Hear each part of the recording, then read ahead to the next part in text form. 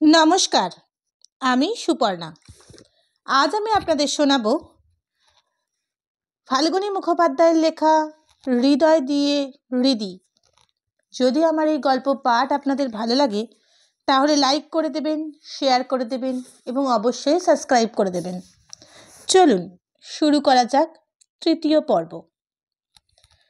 সামান্য একটু দুধ সাবু করে দিতে হবে রাইকে, কিন্তু সাবু আজকাল আর পাওয়া যায় না দোকানে। অনেক ভেবে চিনতে বিশাখা ঘরের গাইয়ের দুধ খানিকটা গরম করে পাতিলেবুর রস দিয়ে ছানার জল করল। রায়খড়ি তাই খেলো কয়েক ঠোক। এত বেশি ক্লান্ত আর রোগা দেখাচ্ছে ওকে, যেন 6 মাস জ্বরে ভুগছে। বিশাখা ওর জট পাকানো চুলগুলো আঁচড়ে খোপা বেঁধে দিতে দিতে বলল, অত ভাবছিস কেন সই? তুই রাজি না হলে করবে কি ওরা? জোর করে বিয়ে করবে? মগের মুলুক নাকি? রায়খড়ি বিশাখার মুখের দিকে চেয়ে করুণ হাসি হাসল। বিয়ের কথাও তখন আর ভাবছে না, ভাবছে বিবস্বানের কথা। হলো কি তার? 5-6 দিন হয়ে গেল, একটা খবর পর্যন্ত নাই। কিন্তু বিশাখাকেও সেই মনের কথাটা বলতে লজ্জা হচ্ছে ওর। জ্বর এখন আর নাই। আস্তে উঠে দাঁড়ালো রাই। বলল, একটু ঘাটে নিয়ে চল তো সই, হাত মুখটা ধুয়ে আসি। প্রাসাদ সংলগ্ন ঘাট, কিন্তু এই বিশাল বাড়ির ও প্রান্ত পর্যন্ত যেতে অন্তত 3-4 মিনিট সময় লাগে। তার উপরে গঙ্গার জল এখন নেমে গেছে। বিশাখা তাই বলল, অতটা যেতে পারবি না সই, আমি জল এনে দিই। না চল, পারবো যেতে। রায়খড়ি আসতে এগুলো, এ দালান সে দালান পার হয়ে ঘাটে যখন ওরা এসে পৌঁছলো তখন বেশ খানিকটা বেলা হয়েছে। রোদে ঝলমল করছে গঙ্গার স্বচ্ছ জল।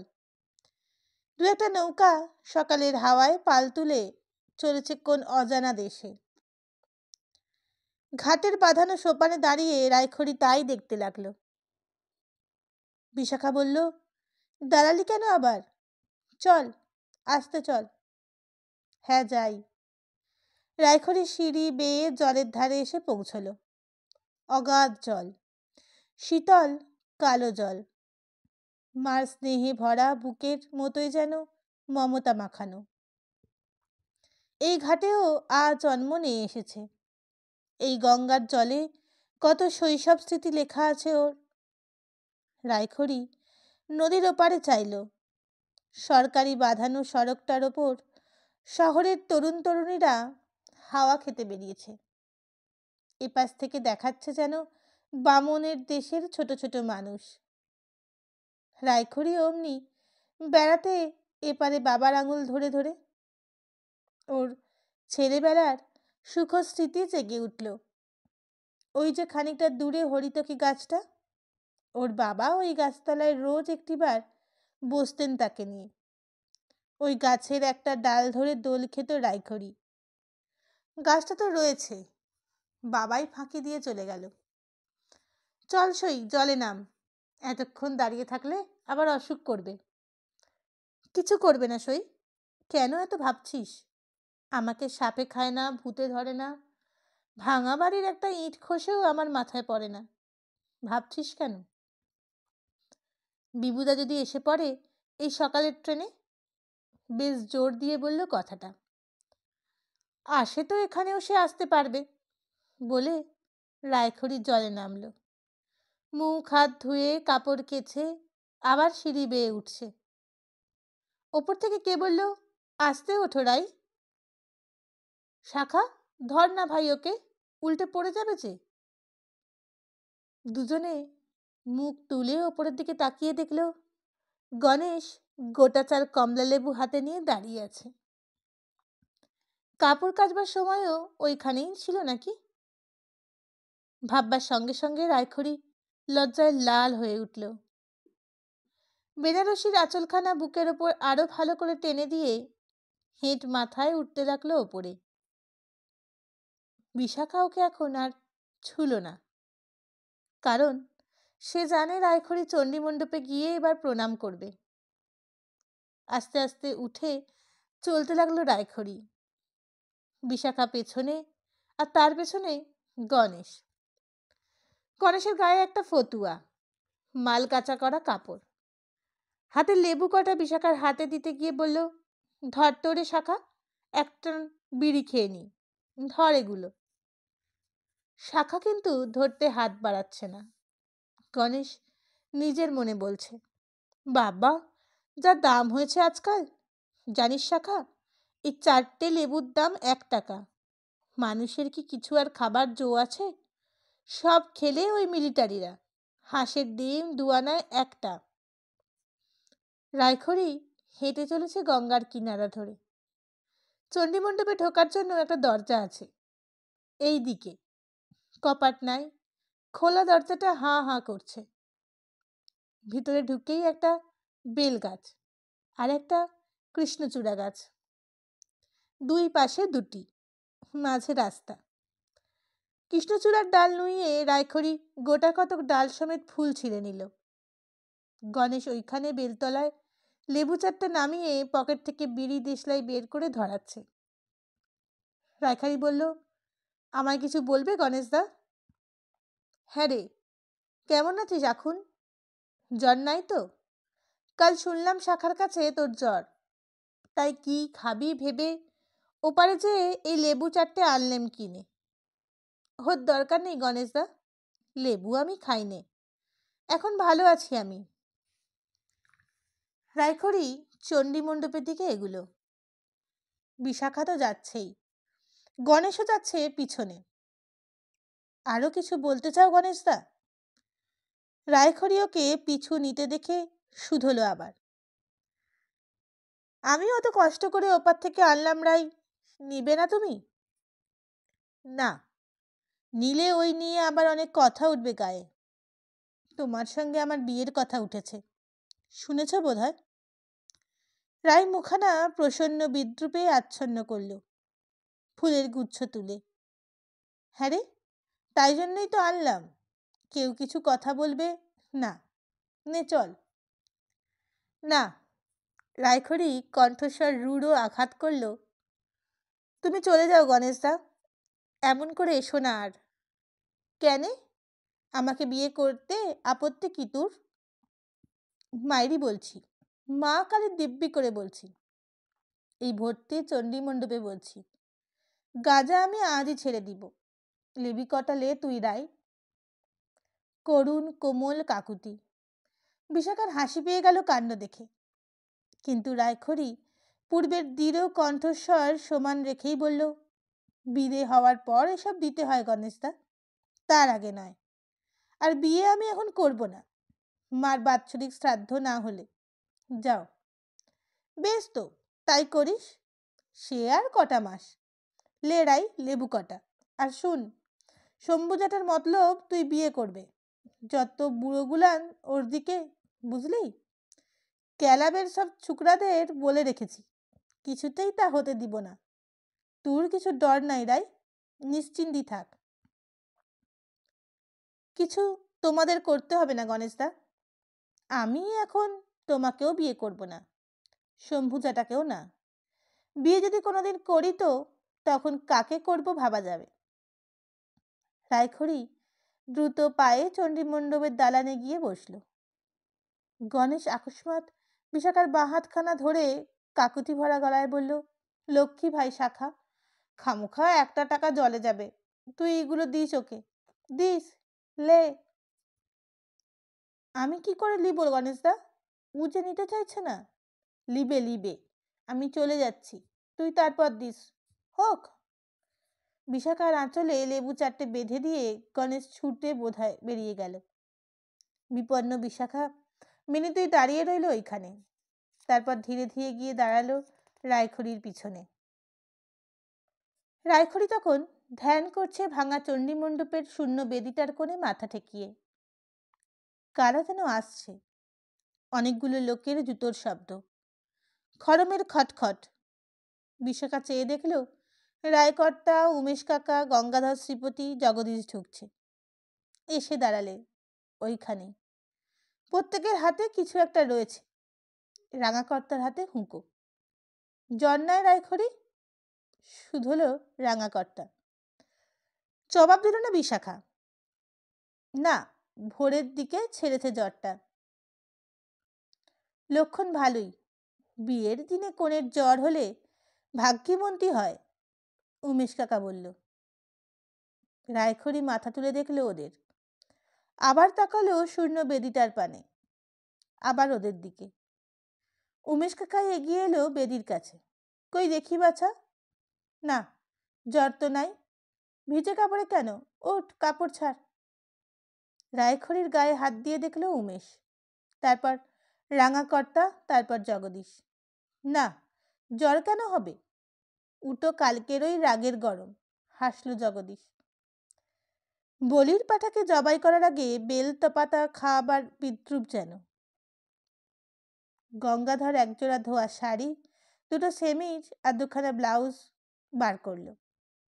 জগদীশ পাতা বাঁধা ভাঁড়ের এক ভাঁড় রসগোল্লা, শ্রীপতি গামছা ঢাকা সের 2 আন্দাজ রুই মাছ। উমেশ কাকা মিনে করা একজোড়া রূপোর চুড়ি। রাঙাকর্তা কিছু বার করল না, বচন ছাড়ল। কেন মিছে কচ্ছপ আসছিস রাই? শম্ভু ঘোষের আর এমন কি বয়স? 40 জোর। লখানা লাঙলের আউল জোল জমি, এমন শক্ত সমর্থ চেহারা। আগের পক্ষের একটা মেয়ে, তাও বিয়ে হয়ে গেছে। আয়, সুখে থাকবি ভাই। আয়, আশীর্বাদ করি। এরপর বারবেলা পড়বে। নির্বাক রায়খড়ি নির্নিমেষে চোখে তাকিয়েছিল ওদের দিকে। দৃষ্টি ওর শূন্য। চিন্তা করার সব শক্তি যেন ওর বিলুপ্ত হয়ে গেছে। উমেশ কাকা বলল, কাপড়টা ছাড়িয়ে দে না বিশাখা। হাঁ করে দেখছিস কি? তোকেই তো সব করতে হবে। হ্যাঁ ভাই বিশাখা, তুই তো আবার সই শালি হচ্ছিস। লে, চটপট ওটাকে। বিশাখা কি করবে কি বলবে কি ঠিক করতে পারছে না। এমন আশ্চর্য কাণ্ড যে ঘটতে পারে কল্পনাও করেনি ওরা। চুপ করে দাঁড়িয়েই রইল বিশাখা। উঠ রাই, কেন দেরি করছিস অনর্থক? রাঙাকর্তা তাগাদা দিল। উঠে আর কি কাজ? এই তো মা দুর্গার বেদি, এইখানেই করো মা আশীর্বাদ। উমেশ বলল। হ্যাঁ, সেই ভালো। দাও তো ধান দুব্ব। চন্দন এনেছিস? রাঙাকর্তা জগদীশকে শুধালো। আকস্মাৎ রায়খড়ির সর্পিনীর মতো গর্জে উঠে দাঁড়ালো।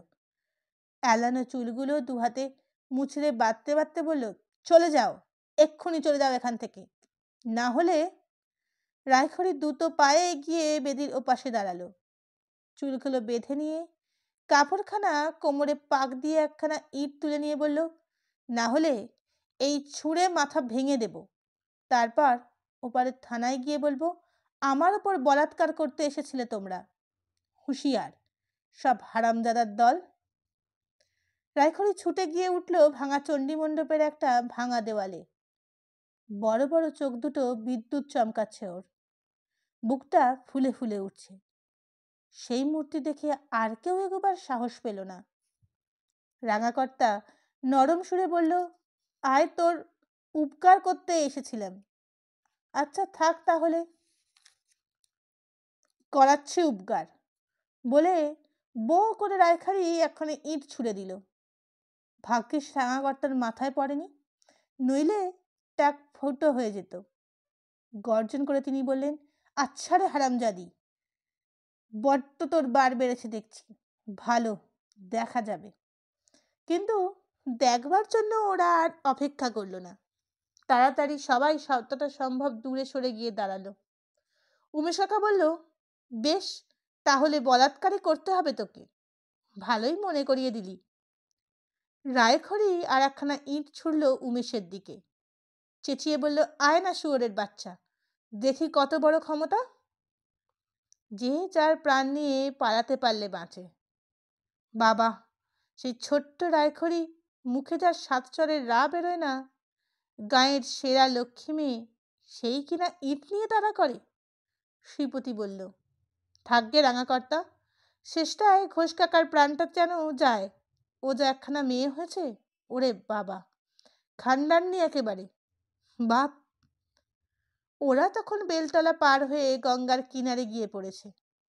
ভয়েই পালালো হয়তো। কিন্তু এই নির্লজ্জ পরাজয়টা বরণ করে নিতে পারছে না গ্রাম্য মোড়লের দল। উমেশ কাকা বলল, গনসাকেই লাগিয়ে দেওয়া যাক ছুরিকে জব্দ করতে, ওই ঠিক পারবে। না, তার আগে ওই বিশাখা ছুরিটিকে সরাতে হবে। ও ছুরির মালা বদল হবে কবে? কি জানি। শিবাসকে আজ ডেকে শুধো তো, আর বলবে রায়খড়িকে এক ঘরে করা হয়েছে। বিশাখা বা ওদের কেউ যেন আর না যায় তার বাড়ি। হ্যাঁ, এই ঠিক পলিসি, বলল জগদীশ। দুদিনে ঢিট হয়ে যাবে। বাবা, ঘুঘু দেখেছ? ফাঁদ তো দেখনি? দেখাচ্ছি মজাটা। ও তো এক ঘরে হয়েই রয়েছে। তার চেয়ে ওই উকিল আর ময়রাকে বলো যে ওরা ভাড়া দেওয়া বন্ধ করুক, দেখি কি খেয়ে বেঁচে থাকে। সে তো করতেই হবে। তার সঙ্গে গোটা গায়ে ঢেলা দিয়ে দেওয়া হোক, রায়খড়িকে এক ঘরে করা হয়েছে। কেউ যেন এক পয়সা নুনও না বেচে ওকে। ঠিক, আমি এক্ষুনি মাখনা ডোমকে ডেকে বলে দিচ্ছি। জগদীশ ডোমপাড়ার দিকে রওনা হচ্ছে। হঠাৎ দেখা গেল পিয়ন আসছে এইদিকে। কার বাড়ি যাবে পিয়ন? রায়খড়িকে কি আবার চিঠি লিখল? কার চিঠি হে নবীন? আগে চিঠি লয় বাবু মশাই, টাকা, রায়খড়ি দিদির। টাকা? ক টাকা? কে পাঠালো? 15 টাকা, কলকাতা থেকে। টেলিগ্রাম মানি অর্ডার, এখনই দিতে হবে। না, দিতে হবে না, টাকা ফিরিয়ে দাও। চলো, ফেরো। উমেশ গর্জন করল। আজ্ঞে, তা কি করে হতে পারবে? টেলিগ্রাম মনি। চুপ! লিখে দাও, রায়খড়ি মিত্তির বলে কেউ নাই এখানে। চলো। হতভম্ব পিয়নকে টেনে ফিরিয়ে নিয়ে গেল ওরা। দেওয়াল থেকে নেমে হাঁপাতে হাঁপাতে রায়খড়ি বিছানায় গিয়ে ততক্ষণে শুয়েছে। বিশাখা ওর কপালে হাত দিয়ে দেখল খুব জোর জ্বর এসেছে আবার। ভিজে কাপড়খানা ছাড়িয়ে ছেঁড়া কাঁথাটা ওর গায়ে টেনে দিল বিশাখা। সুন্দরী নারীর সন্নিবদ্ধ অনুরোধ, তার সঙ্গে স্নেহপরায়ণ মিস্টার বোসের অনুজ্ঞা। বিবস্বান কৃষ্ণার জন্মতিথি উৎসবে যোগ দিতে স্বীকৃত হলো। তাছাড়া উপায় ছিল না ওর, কারণ মিস্টার বোস নগদ একটা পয়সাও ওর হাতে এখন দেননি। কৃষ্ণা চলে যাওয়ার পর দক্ষিণ দিকের বারান্দায় একলা বসে বসে বিবস্বান ভাবছিল আগামী কালই রায়খড়ির টাকা 15টা পেয়ে যাবে। সে টাকা ফুরোবার আগেই বিবস্বান গিয়ে পৌঁছবে। কাল একখানা চিঠি লিখবে সূর্য না হয় দিবাকর, না হয় তো ভাস্কর নাম দিয়ে। রায়খড়ি ঠিক বুঝতে পারবে, অন্য কেউ বুঝবে না। পাড়াগাঁয়ের লোক নামের মানিক দিয়ে অত মাথা ঘামায় না। কৃষ্ণাকে কেমন লাগলো বিবস্বানের? বারান্দায় এসে প্রশ্ন করল মিস্টার বোস। এ ধরনের প্রশ্ন শুনতে অভ্যস্ত নয় বিবস্বান। অত্যন্ত থতমত খেয়ে বলল, আগে ভালো, বেশ ভালো। মিস্টার বোস বুঝলেন বিবস্বান অনভ্যস্ত। হেসে বললেন, বর্তমান দুনিয়ায় চলতে হলে হাই সোসাইটিতে মিশতে হবে বিবস্বান। এই জন্যই তোমাকে কৃষ্ণার জন্মদিনে নিয়ে যাব ওখানে। যে আজ্ঞে, বলে বিবস্বান চুপ করে রইল। মিস্টার বোস বললেন, কাল একখানা চিঠি লিখে দাও যে ফিরতে তোমার কিছু দেরি হবে। পড়াশোনার অসুবিধে কিছু হচ্ছে না তো? আজ্ঞে না, তবে হ্যাঁ, তোমার ফির টাকাটা কালই রেমিট করে দেব। পরীক্ষা কি বর্ধমান থেকেই দেবে? আপনি যেমন আদেশ করবেন। তাহলে কলকাতা থেকেই দেওয়া ভালো, পড়ার সুবিধে হবে, কি বলো? বিবস্বান কিছুই আর বলল না। মিস্টার বোস পাইপে তামাক ভরে দেশলাই জ্বালালেন। শহরের আদব কায়দা তোমাকে কিছুটা শেখানো দরকার বিবু। খেলতে পারো? কলেজ টিমে ক্রিকেট খেলি আমি। বাবা, কালই তাহলে তোমার মাঠে নিয়ে যাব আমি। খেলাধুলায় আমার ঝোঁক কিছু বেশি। স্পোর্টসম্যান বলে নাম ছিল আমার, তাই ব্যবসাতেও অত সুবিধে করতে পেরেছি। আজকালকার যুগে খেলোয়াড়ের খ্যাতি খুব বেশি, ওটার চর্চা করো তুমি। যে আজ্ঞে।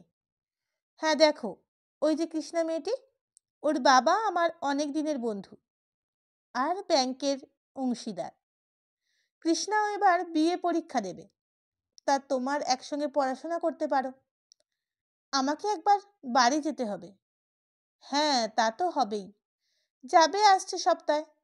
চলো, খাবে, রাত হয়েছে।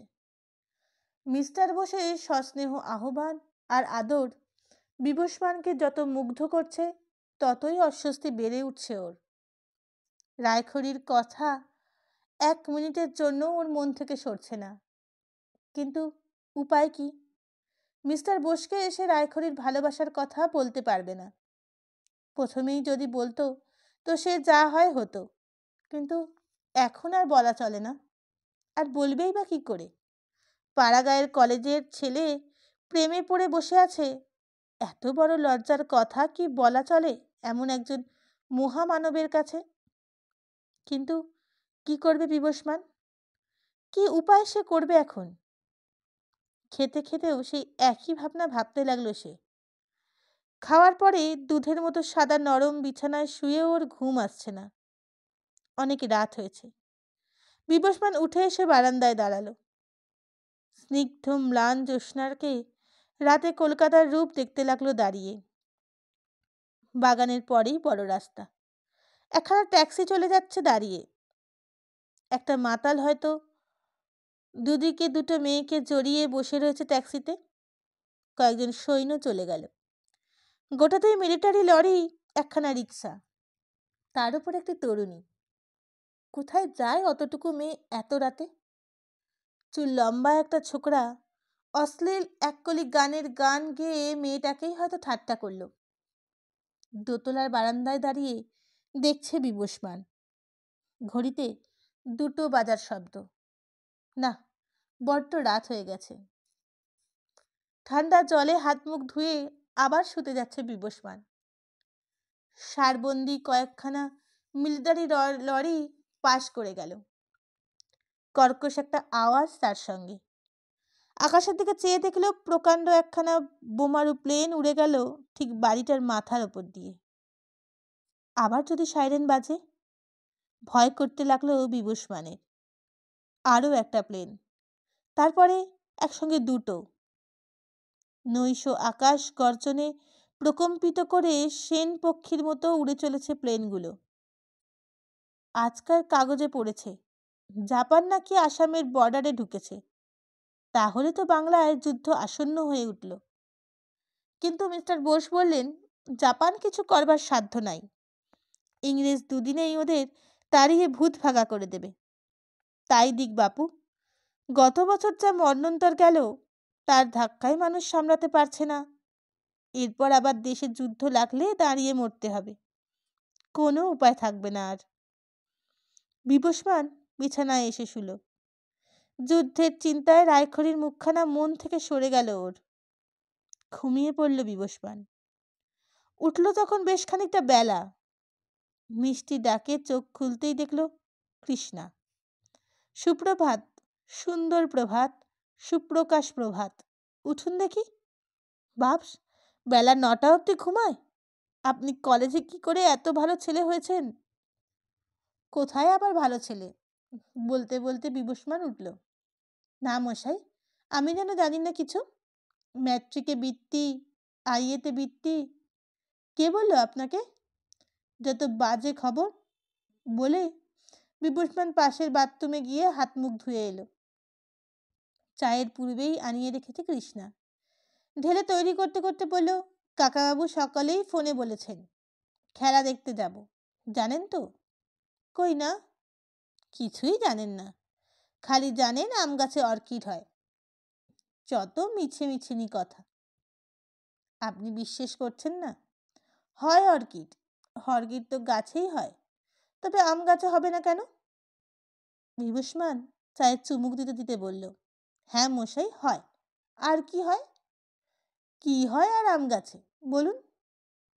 বিবস্বান এই মেয়েটির সাবলীল বাক্যলাপে আর কথার সুরে অন্তরঙ্গতার আমেজ পেয়ে পল্লী সুলভ সংকোচটা কাটিয়ে উঠছে ক্রমশ।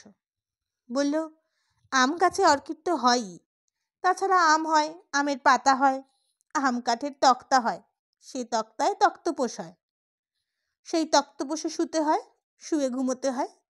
হেসে কৃষ্ণা যোগ করে দিল, হ্যাঁ হয়। আমার মামার বাড়ির কাছে বুড়ো আম গাছটার নাম খৈনাড়ু। ওর আম ধরে অপর্যাপ্ত, কিন্তু ছোট্ট, 1.5 থেকে 2 ইঞ্চি। খেতে খুব মিষ্টি, কিন্তু শ্বাস থাকে 2-4 রাতির বেশি না। 2-4 রতি? হেসে উঠল কৃষ্ণা। হ্যাঁ, আর ওই গাছের ডালে সাদা সাদা এক রকমের পোকার ঘর হয়, তাকে আমরা বলি খৈমোম। 5-7 একসঙ্গে তুলে চটকে নিলে ঠিক মোমের মতো চটচট হয়। মেয়েরা তাই দিয়ে টিপ পরে, মানে টিপকে আটে কপালের সঙ্গে। এনে দেবেন তাহলে? আমার বড্ড দরকার লাগবে। কই, টিপ তো আপনি পরেন না। পারলেই হবে, বিয়ে টিয়ে হোক, তারপর পরব। জলতরঙ্গের মতোই হেসে উঠল কৃষ্ণা। অত্যন্ত সহজ এবং সুমিষ্ট হাসি, কিন্তু প্রাপ্ত যৌবনা কোনো মেয়ে কোনো যুবকের কাছে বিয়ের কথা এত সহজে উচ্চারণ করতে পারে জানত না বিবস্মান।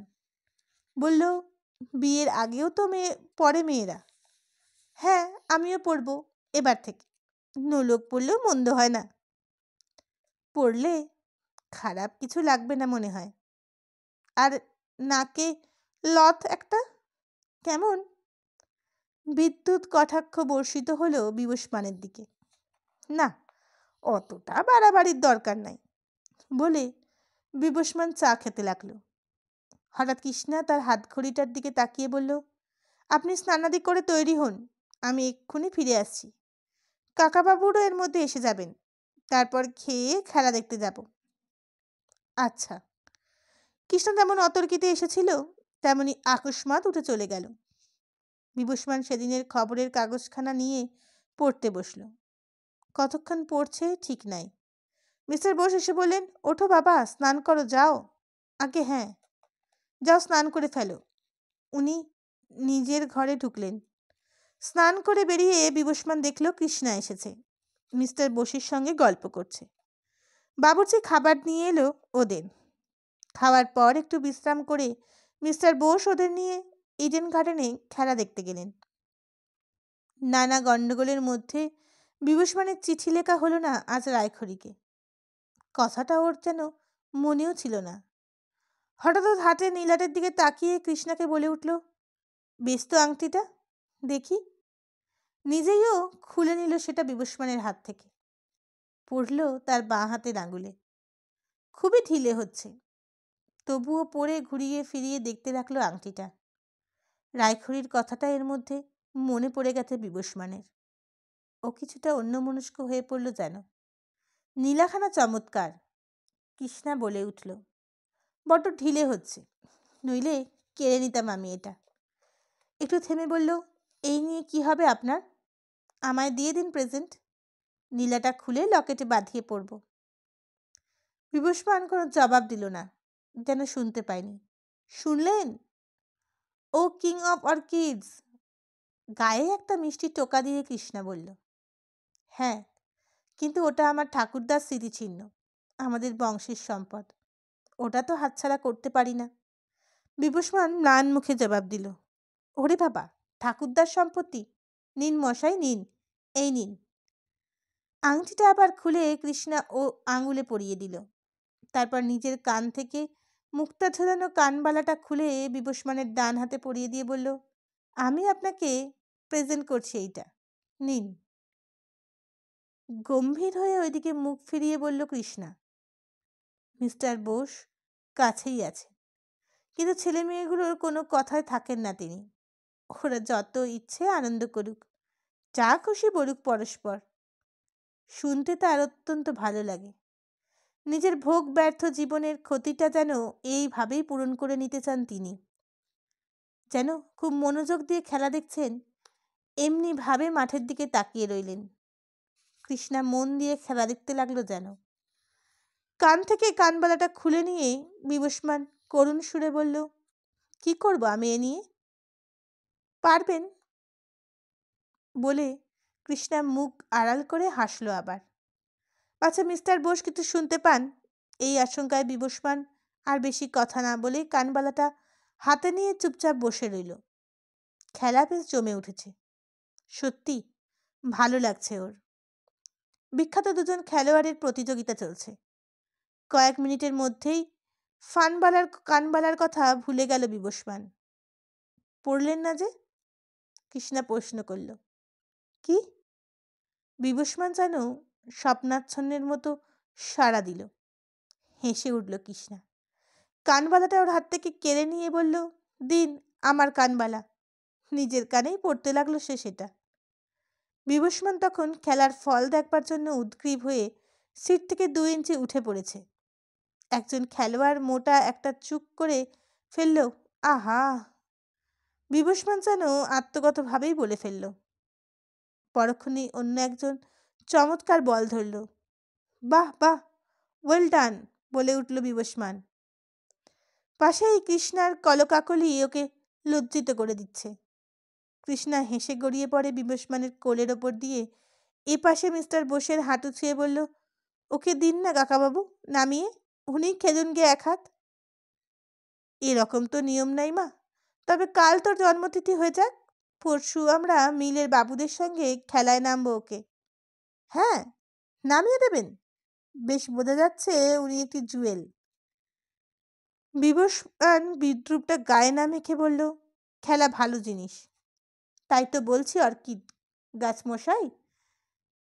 একজন খেলোয়াড় আউট হয়ে গেল। বিবস্বান সেই দিকেই চেয়ে রয়েছে। কৃষ্ণার কথাটা ওর কানে যেন পৌঁছল না। কৃষ্ণা আবার বলল, দেখা যাবে পরশু কেমন খেলেন।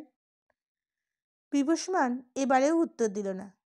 রাগ করে কৃষ্ণা মুখটা ফিরিয়ে বলল, কি লোকের পাল্লাতেই না পড়েছি বাবা, কথার জবাবও দেয় না। বিরক্ত বিবস্বান তিক্ত কণ্ঠে বলল, খুব ভালো লাগছে খেলাটা, একটু দেখতে দিন। দেখুন দেখুন, খেলা দেখলেই সব দুঃখ ঘুচে যাবে। কৃষ্ণার অভিমানহত কণ্ঠ ঝঙ্কৃত হয়ে উঠল। একটা বয়কে ডেকে আইসক্রিম কিনে খেতে খেতে আরম্ভ করলো সে। রায়খড়িকে 7টা ডাকলেও রা নেই, অঘরে পড়ে রয়েছে। বিশাখাকে একবার বাড়ি যেতে হবে, কিন্তু রায়কে একা এমনভাবে ফেলে সে যায় কি করে? শেষটায় বিশাখার মাথার কাছে 1 গ্লাস জল আর 2 কোয়া লেবু ছাড়িয়ে রেখে ঘরের দরজায় তালা লাগিয়ে দিল। সেকালে সেই প্রচণ্ড লোহার তোতলা তালা, মস্ত চাবিটা আঁচলে বেঁধে বিশাখা তাড়াতাড়ি চলল নিজের বাড়ির দিকে। এক্ষুনি ফিরে আসবে সে কিছু খাবার আর ওষুধ নিয়ে। পথে পরে কয়েকবার যেতেই ও দেখা হলো শ্রীবাসের সঙ্গে। শিবাস আসছিল এই দিকে। বাবা, আমাকে ডাকতে যাচ্ছিলে নাকি? হ্যাঁ আয়। রায় কেমন আছে এখন? জ্বর বাবা, বড্ড জ্বর, গায়ে ধান দিলে ক্ষয় হয়, ওষুধ টষুধ কিছু একবার দিতে হয় বাবা। বিশাখা চলতে চলতে বলল শ্রীবাসকে। শ্রীবাস কোনো কথা না বলে মেয়েকে নিয়ে বাড়ির দিকে ফিরতে লাগলো। বাড়ির কাছাকাছি পৌঁছে দেখল গায়ের মাখনা ডোম ঢোল বাজিয়ে বলছে, রায়খড়ি মিত্তিরকে গায়ের 16 আনা থেকে এক ঘরে করা হয়েছে, কেউ তেনার বাড়িতে যাবে না মশাই। ধূপা বন্ধ, নাপিত বন্ধ। উনার ঘরকে যিনি যাবেন, গায়ের মুরব্বীরা তেনাকেও পতিত করবে। ডুক ডুক ডুক ডুক। বাবা! বিশাখা অবাক হয়ে চেয়ে রইল ঢোল সহায়তের দিকে। শ্রীবাস ওর হাত ধরে টান দিতে দিতে বলল, আয় ঘরে চ। আমি ওকে কুলুপ দিয়ে রেখে এসেছি বাবা, আমাকে এক্ষুনি যেতে হবে, যাবার আর উপায় নাই বলে শ্রীবাস ওকে টেনে ঘরে নিয়ে এলো। বিশাখা চিন্তায় কালো হয়ে উঠল। রায়খড়ি যে অজ্ঞান হয়ে আছে, তালা দেওয়া রয়েছে, যদি বাইরে আসবার তার দরকার হয়। শ্রীবাসকে সেসব কথা বলতে গেলে শ্রীবাস বললে, আমি শুনেছি রে, শুনেছি, কোচে মেয়েটাকে মেরে ফেলবার মতলবই করেছে ওরা, কিন্তু কি করব বল। আমাকে ডেকে ঘোষমশাই, রাঙাকর্তা, উমেশদা সবাই বলল যে আমরা কেউ যদি রায়খড়ির খবর নিই তাহলে আমাদের গায়ের বাস উঠিয়ে দেবে। কি করব বল, ঘর দুয়ার আছে, 2 বিঘে জমি জায়গা আছে, এই দোলের মোচ্ছব এসে পড়ল। এখন কি আর হাঙ্গামা করাবার সময় বাছা? যা, কাপড় চোপড় ছাড়, যাস না আর ওখানে। চিন্তায় বিবর্ণ হয়ে বিশাখা বলল, ওকে আমি যে কুলুপ দিয়ে এসেছি। বাবা, কুলুপটা খুলে দিয়ে আসি, তারপর যা হয় হোক। না, এখন আর যাবে গো নাই। গম্ভীরভাবে কথাটা বলে শ্রীবাস তামাক সাজতে লাগলো। বিশাখা বুঝল কোনো রকমেই সে আর সইয়ের বাড়ি যাবার অনুমতি পাবে না।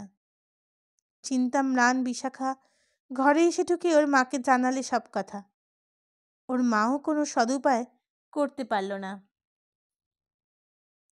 বেলা অনেক হয়েছে।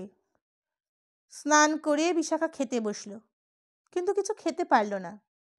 সইয়ের জ্বর কাতর মলিন মুখখানাই বারবার মনে মনে পড়ছে। 2-4 গাছ খেয়েই উঠে পড়ল।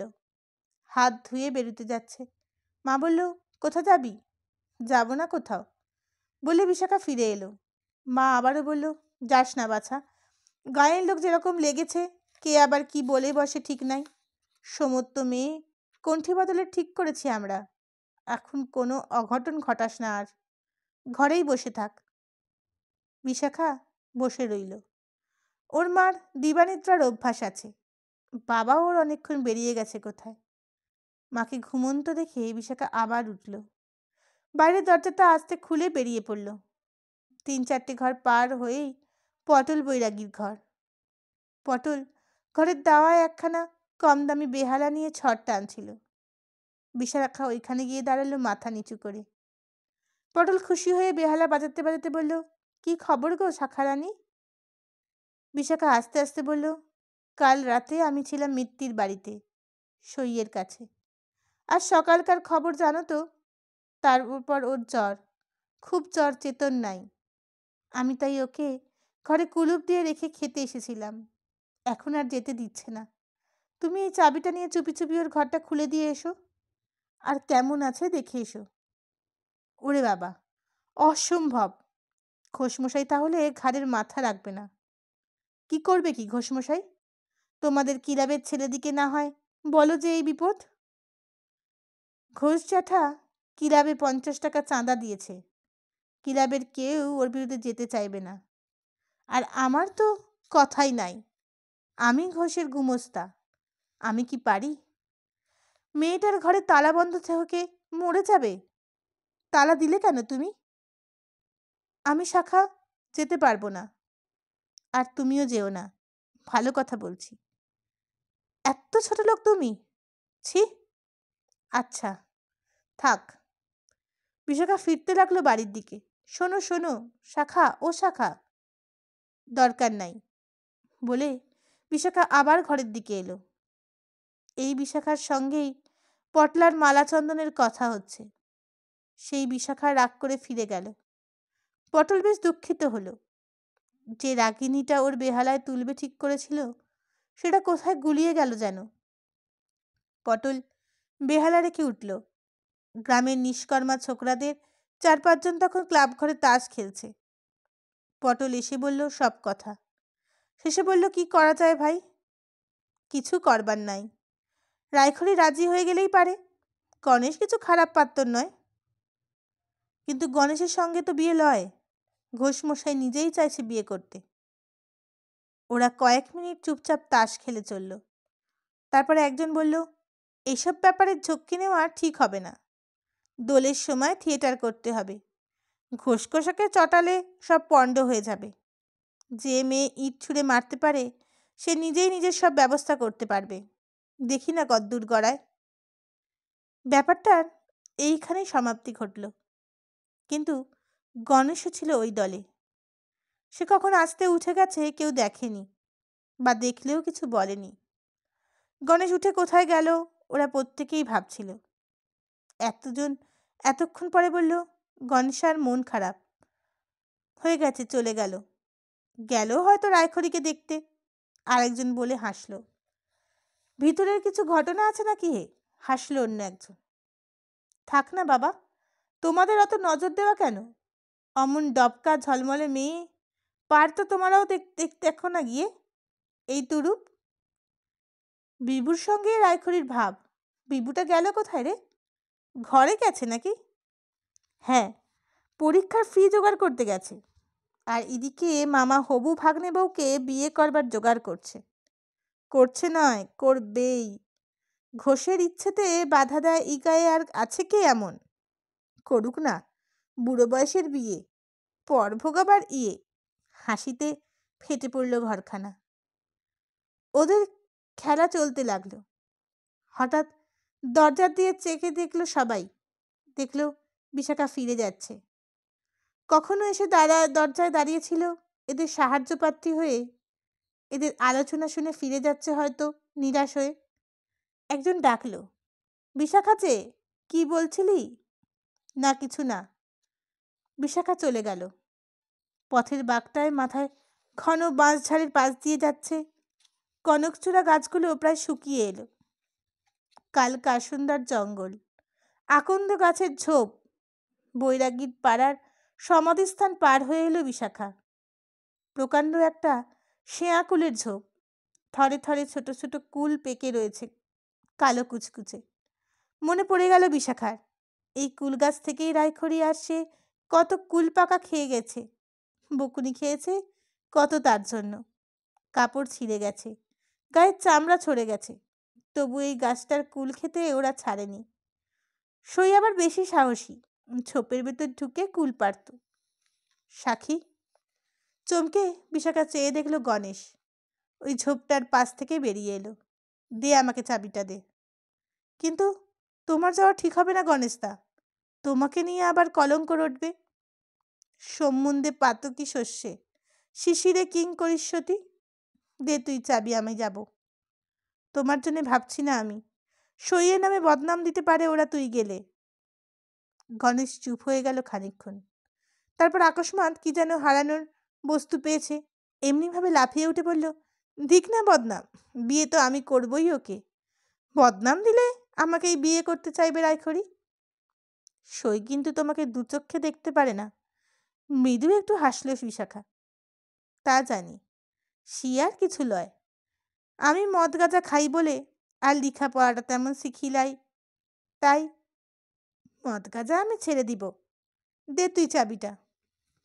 নিঃশব্দে চাবিটা আঁচল থেকে খুলে দিয়ে বিশাখা খুব আস্তে বলল, দেখো যেন কেউ দেখে না। না।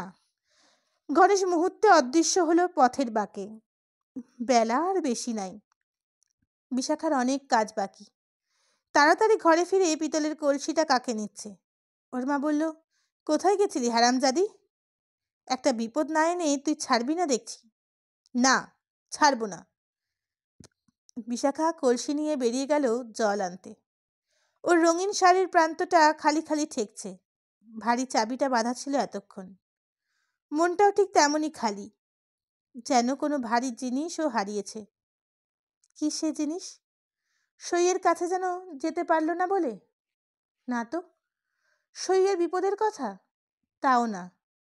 তাহলে কোথায় যেন ওর মনের ভেতর কাঁটার মতো কি খচখচ করছে। কোনো একটা ভরার জায়গা অন্তরের, কেটে কুড়ে কে যেন খালি করে দিয়েছে। কে সে? কি সে? প্রকাণ্ড পুকুরটার পাড়ে উঠতে উঠতে বিশাখা আপন মনে ভাবছে কত আশা নিয়েই না সে আজ পটলের কাছে গিয়েছিল। লোকটা এমন ইতর যে এই সামান্য উপকারটুকুও করতে পারলে না। এত ভীতু! মাগো মা, ব্যাটা ছেলে, তার আবার অত ভয় ডর কিসের? বষ্টুমের ছেলে, ভিক্ষে তো কেউ ঘুচায়নি। একতারা নিয়ে একটা হরিনাম গাইলেই এক মুঠো পাওয়া যায়, তার আবার ঘোষকে অত ডর কেন? বিশাখার বাবা মার জমি জায়গা সামান্য আছে, ঠাকুর সেবা আছে, ছেড়ে দাও তাদের কথা। কিন্তু পটল আবার ওই ঘোষেরই গোমস্তা। 2 অক্ষর লেখাপড়া জানে কিনা, 7 টাকা মাইনে পায়। না, ও তার সুবিধের লোক নয় দেখছি। ওকে বিয়ে করা চলবে না, আজই বাবাকে বলে দিতে হবে। ওদিকে যেন বাবা না এগোয়। বিশাখা ঠোঁট কামড়ে তার সংকল্পে দৃঢ় হয়ে উঠল। কলসিতে জল ভরল বিশাখা। সইয়ের সঙ্গে কতবার কত বিকালে এই পুকুরে জল নিয়ে গেছে। মা মারা যাবার পর থেকে সই আর বেরোয় না, ঘরের কুয়োর জল খায়। কি করে যে খায় ওই পচা কুয়োর জল? বিশাখা ফিরতে লাগলো। হয়তো এতক্ষণ গণেশদা গিয়ে ঘরটা খুলে দিয়েছে। কেমন আছে সই কে জানে? জ্বরটা ছাড়লো কিনা কি করে জানা যায়? কি যে খাবে কেই বা খেতে দেবে? আহা বেচারা, মানুষকে মানুষ কেমনও যে এত কষ্ট দেয় খামোখা। সই কিন্তু কিছুতেই শম্ভু ঘোষকে বিয়ে করবে না বাবা। যা মূর্তি আজ দেখালো সকালে, যেন রণচণ্ডী, মরে যাবে সই, তবু রাজি হবে না কিছুতে। ছিছি, বিভূতার কি কাণ্ড! মেয়েটাকে মজিয়ে চলে গেল, একটা চিঠি পর্যন্ত দিল না। ছি। ঘরের দরজায় এসে পৌঁছলো বিশাখা। নীলু চৌকিদার অপেক্ষা করছে। ওকে দেখেই বলল, তোমাকে ডাকছে গো বিশাখা দিদি, সরকারি ডাক, ঘোষদের পাকুড়তলায়। বিশাখা ভয় পেয়ে গেল প্রথমটা, তারপরই বুঝলো শম্ভু ঘোষরা মজলিস ডেকেছে। বিশাখা সেখানে গিয়ে কিছু বলতে হবে। কাকাল থেকে কলসি নামিয়ে বিশাখা 1 মিনিট জিরিয়ে নিল। ওর মা রাগেশ্বরে বলল, যত সব অনাসৃষ্টি, সমস্ত বিটি ছেলেকে আবার মসজিদে ডাকে নাকি? যত আটখুরোর সব। বাবা কই? বিশাখা শুধলো। কই আবার, গেল ওইখানেই। যা দেখ সব কি বলে। তুই কিন্তু বলিস না যে তুই রোজ রায়খড়ির ঘরে শুস, বুঝলি? তাহলে তোর নামেও বদনাম নিতে ছাড়বে না আবাগির বেটারা। আচ্ছা, বলে বিশাখা বেরিয়ে পড়ল। গতকালের সেই জায়গাটিতেই চট আর কম্বল বিছিয়ে মজলিস বসানো হয়েছে। আজ সভ্য সংখ্যা অনেক বেশি। বিশাখা গিয়ে দাঁড়ালো একদিকে, ওর বাপও রয়েছে ওইখানেই। মেয়েকে দেখে কাছে এগিয়ে মাথায় হাত দিয়ে বলল, তুই আবার কবে শুতে যাস রায়খড়ির কাছে? কাল নিজের মুখে স্বীকার করেছে। বলল উমেশ কাকা। নাকি রে বিশাখা? বিশাখা বেশ বুঝলো কাল যে কথাটা বলে সে সইকে কলঙ্কমুক্ত করেছিল, আর সেই কথাই তার নিজের কলঙ্কের কারণ হয়ে দাঁড়াচ্ছে। কিন্তু কালকের কথাটা অস্বীকার করলে সইয়ের কলঙ্কও অনেক বেশি বেড়ে যাবে। এবার এই গ্রাম্য মসজিদের চাই কজন চায় যে বিশাখা বলুক রায়খড়ির কাছে কে থাকে, তা বিশাখা জানে না। রায় একা থাকে। বিশাখা রায়খড়ির থেকে বয়সে সামান্য বড়, আর মেলায় মেলায় ঘুরে নানা রকম লোকের সঙ্গে মিশে ওর বুদ্ধিটা আরও একটু বেড়েছে। বিপদের মাত্রাটাও বুঝল যে তাকেও নির্যাতিত হতে হবে। তবু কেমন করে যেন আশ্চর্য দৃঢ়তার স্বরে সে বলল, হ্যাঁ থাকি আমি। কোথায় থাকিস? রায়খড়ির ঘরে?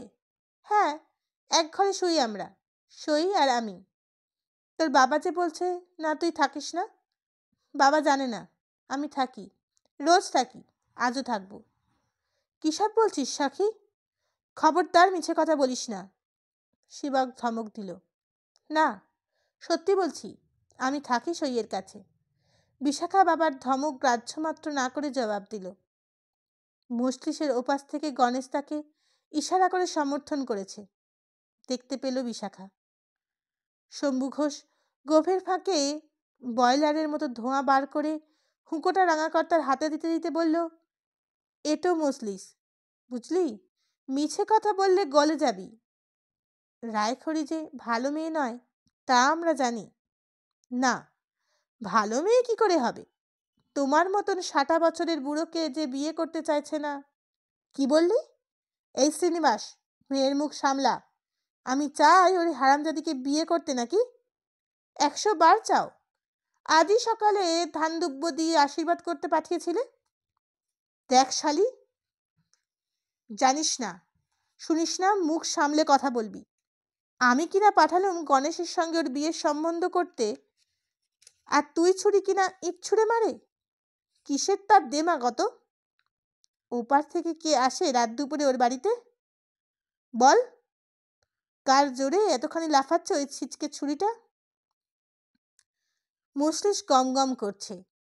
শ্রীবাস মেয়ের দিকে তাকিয়ে এদের স্মরণ নিতে ইশারা করল, কিন্তু বিশাখা কিছু মাত্র গ্রাহ্য না করে বলল নির্ভয় কণ্ঠে, ওপার থেকে কেউ আসে না দেশ খোঁজ জ্যাঠা, আর গণেশদার নাম আজ কেউ বলেও নি ওকে। তুমি বিয়ে করতে চাও তা আমরা সবাই জানি। বেশ তো, তোমার মেয়ে জামাইকে খবর দাও, তারা সব আসুক, বাজ বাজনা করে বিয়ে করো। অত লুকোবার কাজ কি? করো বিয়ে ওকে, আমি সবাইকে বলবো। তার জন্য এক ঘরে করতে হবে কেন?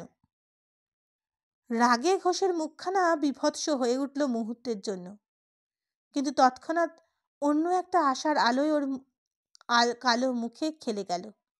বলল একটা গলা খাকারি দিয়ে, তুই ছেলে মানুষ শাখা, এইসব কথা বুঝবি না।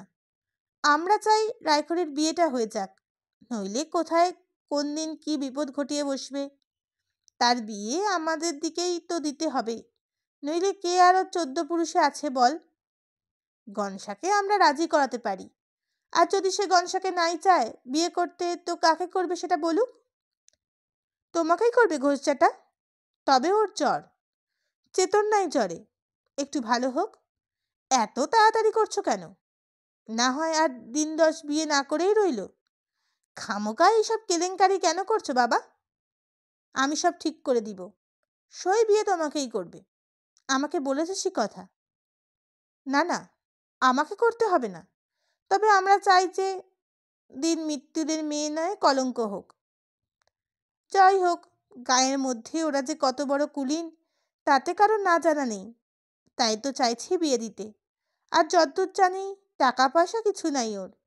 বিনি পয়সায় কোথায় আবার রাজপুত্র আসবে বাছা। তার চেয়ে তুই বুঝিয়ে বল, গনসাকেই বিয়ে করুক। না ঘোলসাটা, গনসাকে কেন? বিয়ে সে তোমাকেই করবে, তবে জ্বরটা সেরে যাক। আর টাকাও কিছু আছে বই কি।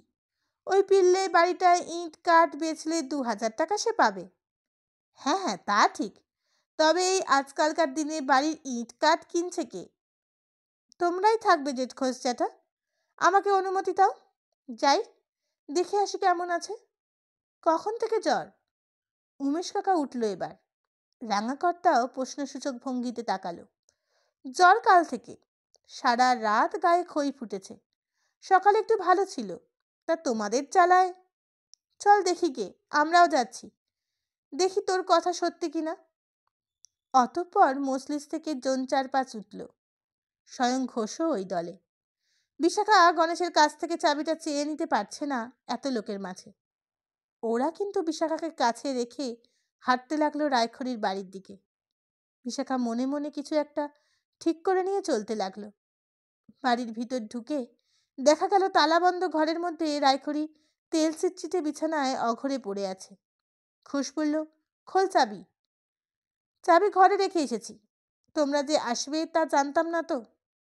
জানিয়ে আয়, আনতে দেরি হবে, এখনো কাপড় ছাড়ি নাই আমি, দুধ দেওয়া হয় নাই। তার চেয়ে ওই জানলা মানেই দেখো সব, জ্বরটা ভালো হোক, তারপর সব আমি ঠিক করে দিব, বুঝলে ঘোষ জ্যাঠা? রায়খড়ি বলছিল, বিয়ে না হয় তোমাকেইও করলে, কিন্তু ওর নামে কলঙ্ক দিলে তুমি বা বিয়ে করবে কি করে? তোমারও তো সমাজের ডর আছে। তা না, কলঙ্ক কিসের? কলঙ্ক কেন হবে? বিশেষ তুই যখন রাত্রে থাকিস সেখানে, তোর বাপ মাও দেখাশোনা করে। কি হে শ্রীনিবাস? কি বললে ঘোষের মনোপুত হবে বুঝতে না পেরে শ্রীবাস চুপ করে থাকাই নিরাপদ মনে করল। রাঙাকর্তা এতক্ষণে বললেন, সবাইকে চল, মজলিস এখনো বসে আছে, ওখানে গিয়ে আমরা বলি যে সন্ধান করে দেখা গেল বিশাখা রায়খড়ির বাড়িতে রাত্রে থাকে। তাছাড়া শ্রীবাস, তার বউ ইত্যাদি সবাই দেখাশোনা করে ওর। কাছেই রায়খড়িকে একঘরে করবার কোনো কারণ নাই। তুই বিশাখা দুধ একটু এনে খাওয়া ওকে। রায়খড়ি পাশ ফিরল, তার সুপুষ্ট যৌবন অর্ধনগ্ন হয়ে পড়ে রয়েছে। ঘোষ দেখল চোখ চেয়ে, নির্লজ্জ দৃষ্টি। রায়খড়ির ঘাম হচ্ছে, জানলা পথে দেখেছে বিশাখা। জ্বরটা বোধহয় ছাড়বে এবার। এদিকে সন্ধ্যাও হয়ে আসছে, সারাটা দিন একলা পড়ে আছে মেয়েটা। গণেশকে খুঁজে ঘরের তালাটা খুলে দিতে হবে, কিন্তু আশ্চর্য, গণেশকে কোথাও খুঁজে পাওয়া গেল না। কোথায় গেল গণেশদা? কথাটা কাউকে বলবার নয়। বিশাখা ব্যস্ত হয়ে গ্রামটার এপাশ থেকে ওপাশ ঘুরে এলো। ক্লাবে গেল, গঙ্গার ধারে গেল, এগুলো না, নাই কোথাও। কাকে শুধাবে ও গণেশের কথা? তখন অতি তাড়াতাড়ি চাবিটা না দিলেই হতো গণেশকে। বিশাখা অত্যন্ত চিন্তিত হয়ে নিজের বাড়ির দিকে চলেছে। পথে পটলের সঙ্গে দেখা। রাগ করলি শাখা? দে চাবি দে, আমি দিয়ে আসছি খুলে। থাক, দরকার নেই। বিশাখা পাশ কেটে চলে যাচ্ছে। পটল পথ আঁকলে বললে, ঘোষ তো চিনিস শাখা, রাখলে আর রক্ষে রাখবে না। দে চাবি। না, ছাড়ো, পথ ছাড়ো, সন্ধেবেলা মস্করা করতে হবে না। মস্করা কী রে? আর দুদিন পর তুই আমার ঘরে আসবি। তোমার ঘরে? এ জন্মে লয়। যা ছোট লোক তুমি। চলো ছাড়ো পথ। বিশাখার ধমকানিতে পটল পাশ দাঁড়ালো, কিন্তু হাত জোর করে বলল, তোর দিব্যি করে বলছি শাখা, মায়েরই বলছি। কই চাবিটা? এই আধারে যেয়ে খুলে দিয়ে আসি আমি। রাগ করিস না শাখা, দে। পটল বিশাখার হাতখানা ধরতে গেল। টান মেরে ছাড়িয়ে নিয়ে যেতে বিশাখা বলল, ফের এমন করতে আসিস তো মুখে ঝাঁটা মেরে দেব। চলে গেল বিশাখা। বড্ড চটেছে। সকালে অমন করে জবাব দেওয়া ভালো হয়নি। ওর রাগ ভাঙাবার উপায় একটা বার করতে হবে। পটল ওইখানে দাঁড়িয়ে ট্যাগ থেকে একটা বিড়ি বার করে ধরালো। ডোমের পো ঢোল বাজিয়ে আসছে এদিকে। বলছে, রায়খড়ি মিত্তিরকে জাতে তোলা হয়েছে। খুঁজ করে দেখা হলো। তিনার কোনো দোষ নাই। তিনার জ্বর ভালো হলে তিনার বিয়ের ব্যবস্থা করা হবে গায়ের 5 জনায় মিলে। ডুক ডুক ডুক ডুক। ডোম চলে গেল। পটল মজলিসে যায় নাই। কাজেই সকালের ঢেড়া আর বিকেলের ঢেড়ার এতখানি তফাৎ কেন বুঝতে পারল না ও। ওদিকে বিশাখা খামোখা রেগে রয়েছে। না, যেতে হলো বিশাখার ঘরেই এবার। পটল নিজের ঘরে এসে কাপড় ছাড়ল। লম্বা চাঁচর চুলগুলি চিরুনি দিয়ে আছড়ালো। থিয়েটারের সেনাপতির সাজে। কাঁধে চুল রাখা ওর খুবই দরকার। কার দেখতেও লাগে ভালো। গায়ে নতুন ফ্যাশনের ফতুয়া চড়িয়ে পকেটে বিড়ির দেশলাই আর শ্রীকৃষ্ণের শতনামাখানা ভরেও বেরিয়ে পড়ল। শ্রীবাসের বাড়ি। দরজায় ঢুকতেই দেখতে পেল শ্রীবাস গুরুকে জাপ দিচ্ছে। বকনা বাছুরটা গাইয়ের দুধ খাচ্ছে। পটলকে দেখতে পেয়েই শ্রীবাস ব্যস্ত হয়ে বলল, এসো, মসজিদে যাওলাই? না, আমার কটা আদায় ছিল আজ, গেছিলাম দেগঞ্জে। তা টাকা কি সারারা দিতে চায়? পটল ঢুকে তামাল গাছটার তলায় পাতা ছড়িয়ে খাটখানায় বসল। নজর ওর ঘরের ভিতর দিকে। কোথায় বিশাখা? দেখতে পেল না তাকে। বিশাখার মা সন্ধ্যাপ্রদীপ জ্বালছিল। হরে মুরারে মধু কৈতব ভারে গোপাল গোবিন্দ মুকুন্দ সৌরে। প্রণাম শেষ করে বিশাখার মা বলল, কদিন যে আসো নাই পটল, খুব কাজ নাকি? কাজ। নিঃশেষ লিবায় সময় নাই। তা আজ ওই মিত্তিরে রায়খড়ির কি হয়েছিল? পটল এমনভাবে বলল কথাটা যেন রায়খড়ির তত্ত্ব নেবার জন্যই সে এত কাজের মধ্যেও এসেছে এখানে। শ্রীবাসী জবাব দিব। হবে আর কি বাবা, গায়ের যত সব বজ্জাত লোক। তোমার ওই মুনি খোঁজ ঠাকুরটি তো কম লোকটি লয়। তার ওপর রাঙাকর্তা, উমেশ দাদা, এরা সব লোক কেমন জানোই তো। যাক, ছেড়ে দাও সব কথা। কই গো শাখার মা, পটলকে চা করে দে একটু। চা ভালোবাসে উ। হ্যাঁ, ওরে পাখি, এদিকে আয়। গেল কোথা আবার ছুরি? চা করে দে। ওপাশে পাঁদারে প্রকাণ্ড কলা গাছটার আড়াল থেকে বিশাখা জবাব দিল, আমি লাড়ব আগুলে চা করতে। সইকে দেখতে যেতে হবে আমায়। ঘটি তুই জল গায়ে ঢেলে নিয়েও ওই কলা গাছের আড়ালে গা ধুচ্ছে। গাছের ফাঁকে দেখতে পেল পটল। বেজায় রেগেছে বিশাখা আজ। বলল, ঘরকে এলুম, তা একটু চা করে দিবিনি তুই শাখা? এত কিসের রাগ? রাগ করতে দায় পড়েছে আমার। ছুটো শোকের ওপর রাগ কিসের লেগে করব? বিশাখা আরও ওপাশে ঢুকে সম্পূর্ণ আড়ালে কাপড়টা ছেড়ে এলো। বালতিটা নিয়ে বেরিয়ে এসে শটান ঘরে ঢুকলো। ওর মা হেসে বলল, ঝগড়া করেছো নাকি বাবা তোমরা? আচ্ছা, আমি চা করে দিচ্ছি।